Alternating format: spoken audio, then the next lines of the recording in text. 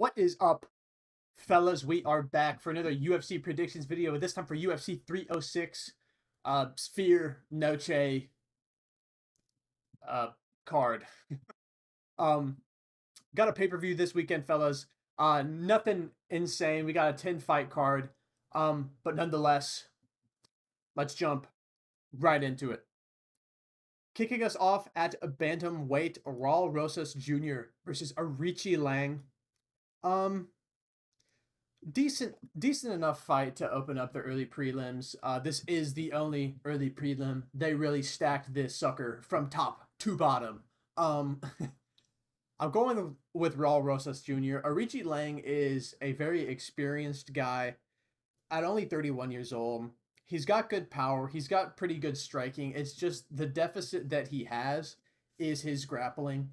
And Raul Rosas Jr., for any shortcomings he might have in the stand up or potentially durability we really don't know about, his grappling is really good. And I don't see him not being able to take down Arichi Lang and submit him. He's able to do it easily to Ricky Tercios, who I think is a much better grappler than Arichi Lang. Not as physical, but way better at scrambling and get ups than Arichi Lang. So I just feel like on the feet, I would lean Arichi Lang. Even though his chin isn't necessarily the best, I do think he's a better striker and has more power. Um, so on the feet, it'd be pretty competitive. But once it hits the mat, I just don't see the defense required to get this W from Arichi Lang. So I'm gonna go with Raul Rosas Jr. I think you can finish this fight by either TKO or submission, but I'm just gonna say Raul Rosas wins by submission in like round 1 or 2. Maybe Arichi Lang toughs it out around, but we will see though. Moving up to flyweight, Edgar Cherez versus Joshua Van. Now, guys, this is a fight that I'm actually torn on. I know that's surprising because I feel like everybody is just picking Joshua Van because I went out of my way to look at the line for this fight to see if it was anything too barbaric. And they have Joshua Van lined at around like a minus 210 on some of the books I've looked at, which, like, I think Josh Van will win this fight, but there's just a couple of things, intangibles that I want to talk about that I think make me a little bit uncertain. Now, Joshua Van in his last fight against Charles Johnson was flatline KO'd in round 3, KO'd badly with a uppercut, I believe, slept him. That fight was 2 months ago. 2 months ago, and now he's taking a fight on short notice, like a week's notice, against Edgar Cherez. Edgar Cherez has certain physical attributes similar to a Charles Johnson. He's not nearly as tall as Charles Johnson, but he does have a substantial reach advantage. Edgar Cherez also has really good submissions, and he's got pretty fast hands. He was able to actually drop Tetsuro Taira. I'm not sure if you would count it as a knockdown, but he sat him down in their fight. So he's got decent hands, and he's got good hand speed. I worry that Joshua Van maybe took this a little too soon. Just because like he might feel fine after getting, KO'd. He's a young dude. Uh I'm sure he stays in good shape. He's a littler flyweight, so I don't think he has to cut a ton for this short notice weight cut. So I'm sure he feels good. But the thing about getting KO'd like that is, like, even if you feel fine, there's a good chance you're not. And if you eat uh, a shot, then you will know very quickly if you are fine or not. I'm just worried about this matchup. Like, I think a full form Joshua Van beats Edgar Cherez like 8 out of 10 times.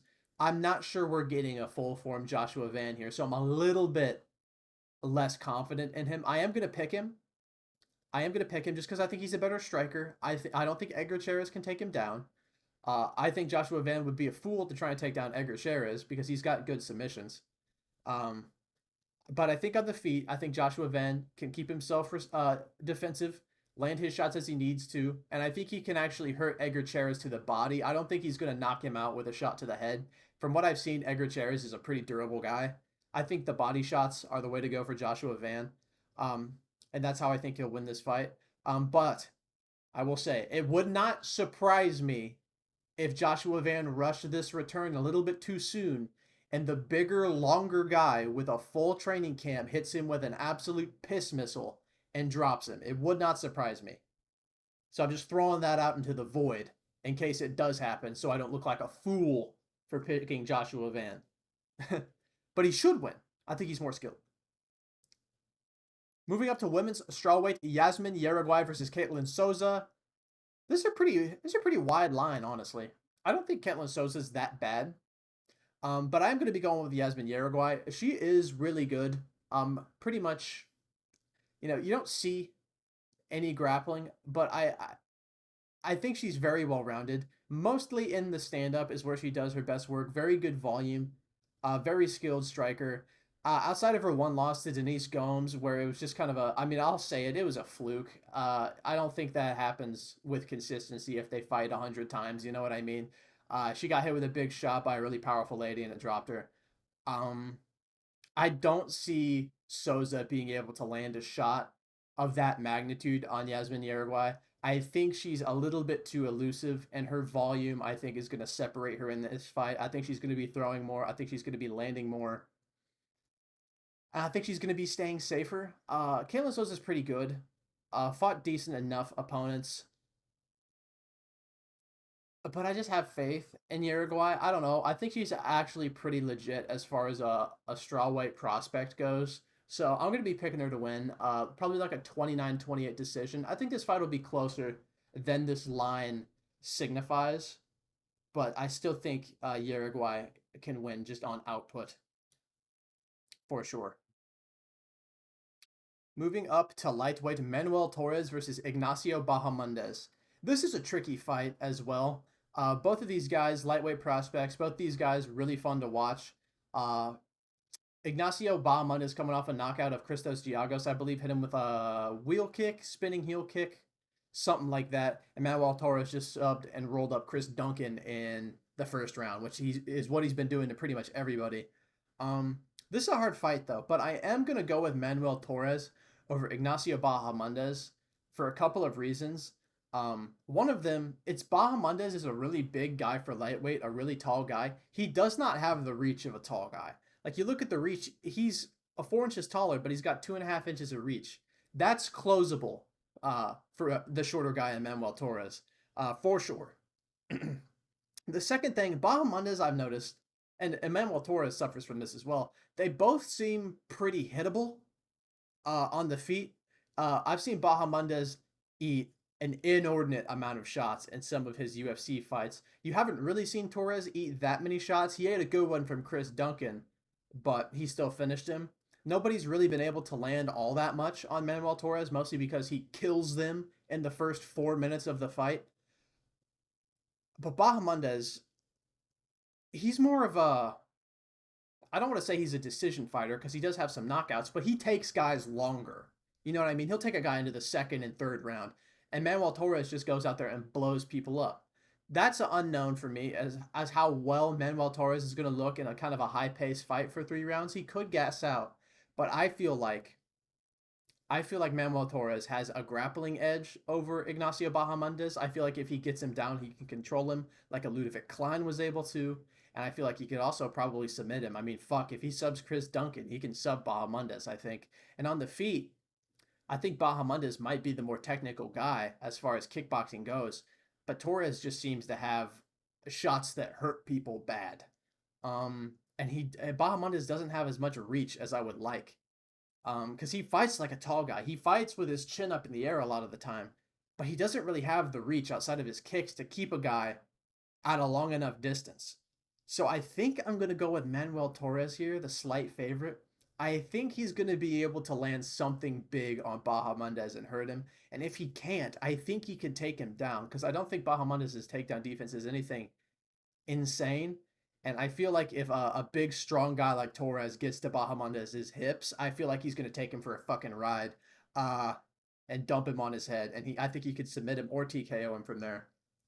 So yeah, I'm going to go with Manuel Torres. I think Bahamondes has a fair shot at winning this fight if it starts to get deeper, which it can. Um, but I'm going to go with Torres here, I think. Moving up To women's bantamweight, Irene Aldana versus Norma Dumont.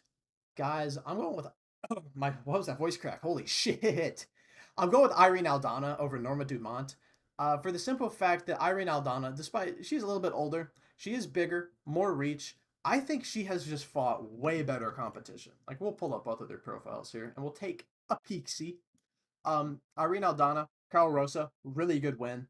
Amanda Nunes lost. She was just wildly gun shy in that fight, and I don't think gave a good account of herself in this fight. I thought she would compete much better than this, but she refused to throw output.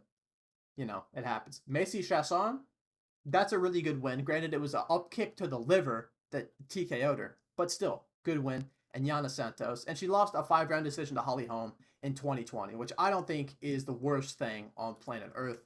And when we look at Norma Dumont, Jermaine Durandamy is like 50,000 years old and coming off of a giant layoff. Chelsea Chandler is shit. Carol Rosa, decent win. Danielle Wolf. I forgot this bitch's name. Yeah, she's 1-1. I I'm just not seeing the same level of experience uh from Norma Dumont. She has a lot of wins, but not against people that I feel like are incredibly good. And one thing that I think separates Irene Aldana from Norma Dumont in this fight is her power in her hands. She has power in her hands. When she hits girls, you can kind of see them like, oh fuck, this kind of is not good. I think she's a better striker than Norma Dumont. I think she has more power. Uh, I think she throws more when she throws. Um, Now, where I could see Norma Dumont winning is with her grappling. She doesn't use it all that often, but I think it would serve her really well to try and get Aldana up against the cage in a clinch and then try and either go for like a trip or drop down for a single or a double. Because on the feet, I feel like Irene Aldana is better, just based on what I've seen in both of their careers. Um, yeah, I'm going with Irene Aldana. I think she's just gonna land the more powerful shots on Norma Dumont. And in a 3-round fight, I think the person who lands with more power and hurts their opponent more, I think, gets the decision 9 times out of 10. But it is women's MMA, so a lot of the decisions, are a little bit funky. Um, but I think Irene Aldana will outdamage Norma Dumont over 3 rounds and win a decision. I think she'll just land the bigger shots. Moving up to our main card. Holy shit, guys. A love letter to Mexico with this one, fellas. Moving up to flyweight. Ronaldo Rodriguez versus Ode Osborne. Main card opener, by the way. I'm gonna go with Ronaldo Rodriguez over Ode Osborne. Ode Osborne is mid. Ode Osborne, I mean, he got knocked out by Tyson Nam. He got subbed in his last fight, and he got subbed in the fight before that. He beat Charles Johnson in a fluke. Like, Ode Osborne should be fucking 0-4 in his last 4. Like, let's be real. And Ronaldo Rodriguez, for his lack of experience in quality opponents, in my opinion, he did just beat Dennis Bondar. Now, Dennis Bondar is kind of a perplexing guy to me because he is 0-3 in the UFC, technically. The Malcolm Gordon thing was he like broke his arm or something. He like posted with his arm and it broke, like it exploded. So that's unfortunate. But Dennis Bondar is a guy who I see, like when I see him fight, I'm like, this guy is actually really skilled, like everywhere. Dennis Bondar is fucking good. He's way better than Ode Osborne, and I'll die on that hill 10 times out of 10. And Ronaldo Rodriguez was able to submit him, was able to weather the storm of this guy and submit him. I have to go with Ronaldo Rodriguez. He has a lot of subs on his record. Ode Osborne has been subbed twice in his last 2 fights. I'm going to go with Ronaldo Rodriguez. I think he's more powerful on the feet. I think he has the ability to get the fight to the ground, and I think if it hits the ground, he could submit Ode Osborne. I also think if he can't get a takedown on Ode, I think he can drop Ode with something on the feet and then submit him that way. So yeah, I'm going with Ronaldo Rodriguez. I just don't think Ode Osborne's that good. I feel like this should be a layup for the young man on Mexican Independence Day. Moving up to lightweight, Daniel Zellhuber versus Esteban Ribovic. This is a good fight. I'm excited for this one. This one will deliver. I don't know if it should be on the main card. See my last video if you want to know if UFC 306 is bad and if I could have made it better. Spoiler alert, I did make it better, but I do like this fight. Zellhuber Ribovic. This fight is different from the Torres and Bahamondes fight for me because Zellhuber is much shorter than Bahamondes, but he has the reach of a tall guy. 8 inches of reach over Esteban Ribovic. That's going to feel like a county fucking mile in the octagon. Esteban Ribovic is a really good kickboxer, very durable guy, mixes up the punches and kicks really well, and he flows really well in his combos. But I don't think he's going to be able to land very well on Daniel Zellhuber. Now, Zellhuber's a guy whose chin I feel like is a little bit suspect. I don't trust his chin all that much, but what I do trust is his absolutely nasty jab. His straight punches he was using against Francisco Prado were fucking brutal. He was teeing off on Prado, and Prado is a guy I think is a little bit similar to Ribovic. I think Ribovic is a better striker than Prado. I think Prado probably has more power in his hands than Ribovic, but Prado, for all of his toughness and durability and his grit, he had absolutely nothing for Zellhuber outside of the first round. And I kind of see a similar thing here for Ribovic. I think he's better in the stand-up, but I just feel like Zellhuber's the kind of guy who's going to be able, outside of making a mistake and getting in a little bit too close inside boxing range, I think he'll be easily able to keep Esteban Ribovic on the end of his straight punches. And I think Ribovic is a guy who's going to struggle to try and close that distance and land a big shot. He obviously can do it. I just think he's really going to need to bite down and grit through a lot of shots coming his way in order to get to Zellhuber. I also think Zellhuber's got pretty nice submission skills as well. Pretty good jiu-jitsu. So even if Esteban maybe drops Zellhuber or takes him down, I think Zellhuber might have something off of his back for him. This is a close fight. I think this fight's closer than the line would signify, but I am leaning Zellhuber. I'm going to lean like a Zellhuber decision. I think he's going to be able to keep Esteban on the end of his punches at range. I think Esteban might have a moment or two, but I think those are going to be far and few between in this matchup. We will see, though. This should be a pretty fun fight. Moving up to our feature fight, Brian Ortega versus Diego Lopez. I know everyone's on Diego Lopez. I know it. But the first time this fight was made, I picked Brian Ortega, and I'm sticking to my guns. I'm picking Brian Ortega again. Because a lot of my theories about Diego Lopez in the UFC, although he beat Dan Ige, it was kind of answered. Just certain questions I have had. He does slow down. He isn't like he's all gas, no brakes, but the gas only lasts for maybe 2 rounds. Right, because Diego Lopez is a whirlwind of offense for like the first 7 minutes of a fight, and that's if he doesn't get you out of there in the first round. Very powerful striker, very reckless, but that's why people love him so much. His style is electric to watch. Very good jiu-jitsu, not really any wrestling to get the fight to the ground outside of, I think, Brian Ortega pulling guard or him knocking down Ortega, which is possible, I think. I don't think Ortega's chin is quite what it once was, but I think it is still mighty solid. And I think if there's somebody who gets a takedown or shoots a takedown in this fight, I think it'll be Brian Ortega. And the thing is, I think he'll get that takedown, and I think Diego Lopez would be more than willing to pull guard and drop to his back. And in exchanges like that, Brian Ortega is seasoned enough with the jiu-jitsu. I don't think he's getting subbed by Diego Lopez off his back. But in those exchanges, the guy who's on his back and the guy who's controlling from up top is always winning in those positions.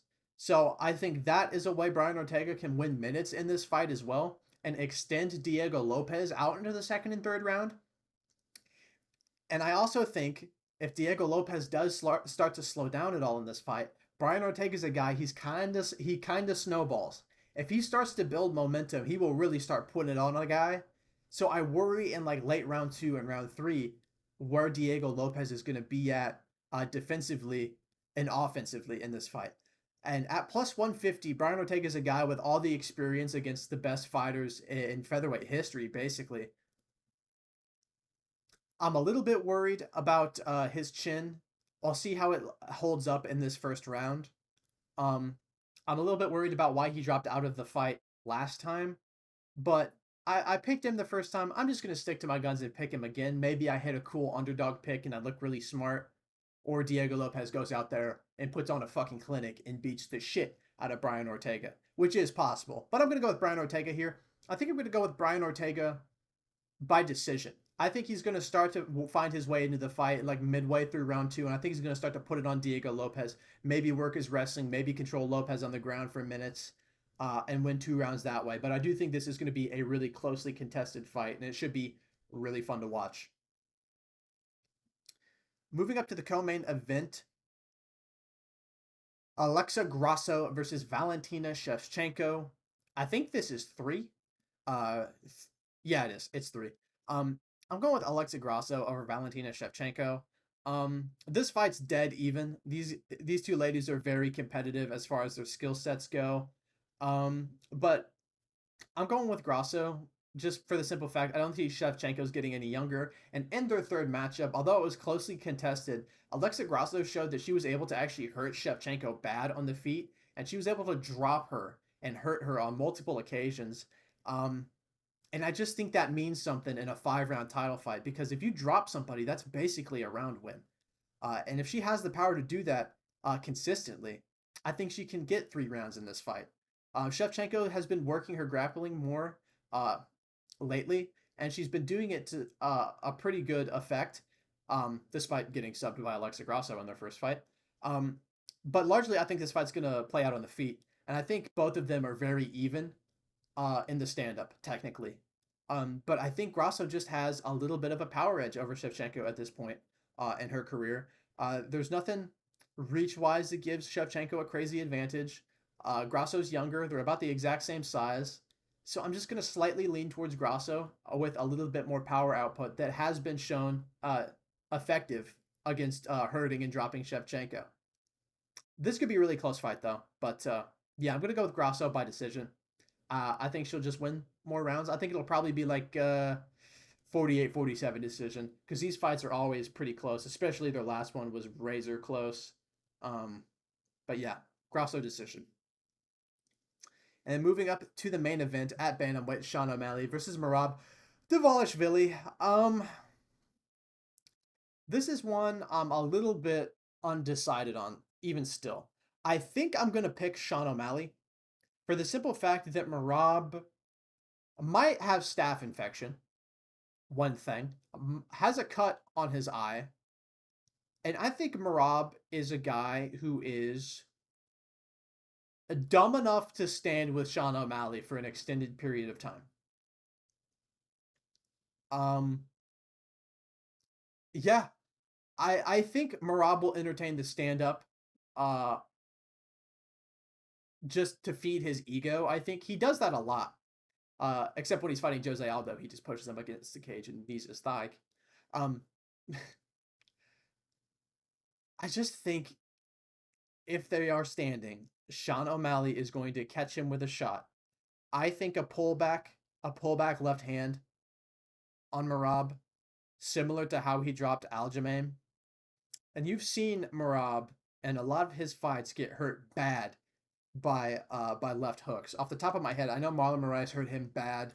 I think Henry Cejudo sat him down in his chair a little bit as well. Yes, that is it. Moraes hurt him bad with the left hand, and Cejudo almost dropped him with the left hand as well. And if you're getting dropped by Cejudo's left hook, I fucking fear for your life if you eat one from Sean O'Malley right on the chin. However, the tale of this fight, I'm talking about the stand-up. Let's talk about Merab's game here. It's just nonstop grappling pressure. His cardio is infinite. He can spam 50 takedowns a fight. It doesn't matter if he gets any of them. You won't be able to put out any offense because this guy is nonstop trying something. And I think that's where Merab can win this fight. Now, my worry is if he does have staph infection, how is the cardio? Because if he starts to get tired, him without his insane pace, I don't think he's anything special. Because like this, he has a really high takedown average. He's got good wrestling, but it's not that good. You know, he missed like 50 takedowns against Peter Yan. He didn't take down Jose Aldo one time, despite shooting for like 15. It's the way he uses his wrestling. It's nonstop pace and pressure. If his cardio dips off a little bit due to staph infection or antibiotics, I think he's going to be in trouble in a 5-round fight. And I just think Sean O'Malley's going to catch him. I just can't shake this feeling. Like logistically, I'm like, Merab can take him down. But also, Sean O'Malley showed he's willing to cheat if he gets taken down. Yeah, in that Peter Yan fight, he was grabbing the cage. He was doing all sorts of shit to get up to his feet. But I like that because it shows like, hey, I'm doing everything I can to get the fuck up or not get taken down, which I like because referees don't really do anything about that. So if a guy does it, gives him a better chance of winning as far as I'm concerned. And I feel like in the striking, it's just a wash. Like I don't see Merab being able to land anything on O'Malley outside of something very fluky. And I can just see Sean O'Malley sliding out of the way when Merab just like clunkily enters range and just popping him with a left straight and sitting him down. Yeah, I'm gonna go with Sean O'Malley. I think he's gonna get a TKO here in like rounds. I'm gonna say like 2 or 3. Um, yeah, maybe Merab is able to put a wrestling pace on him, but man, I just don't trust the staph infection. I don't know how recent that picture is, but it concerns me that he has it or might have it. So I'm gonna go with O'Malley because a Merab without cardio is an unranked bantamweight as far as I'm concerned. But yeah. I'll catch you guys next time. Thank you so much for watching. I appreciate it as always. We're almost at 100 subs. Don't forget to subscribe. I appreciate it so much. Check out my last video breaking down this card and if I could have made it better because that video was really good, I think. I'll catch you guys next time. See ya.